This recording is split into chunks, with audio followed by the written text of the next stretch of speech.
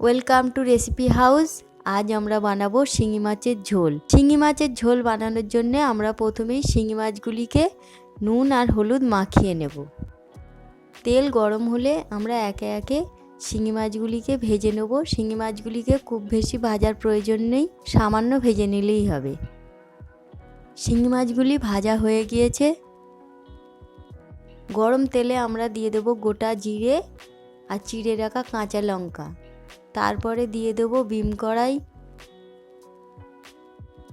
বেগুন, সামান্য একটু নেড়ে তারপরে আমরা দিয়ে দেব আলু, পেঁপে আর কাঁচকলা।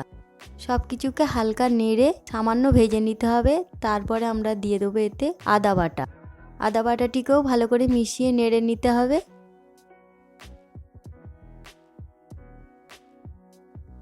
তারপরে আমরা এতে দিয়ে দেবো ধনে গুঁড়ো, জিরে গুঁড়ো, হলুদ গুঁড়ো। মশলাগুলিকে আনাজের সঙ্গে ভালো করে মিশিয়ে হালকা ভেজে নিতে হবে। তারপর আমরা এতে দিয়ে দেবো পরিমাণ মতো নুন। তারপর এতে আমরা দিয়ে দেবো জল। ঝোলটি ফুটে উঠলে আমরা একে একে ভেজে রাখা মাছগুলিকে দিয়ে দেব।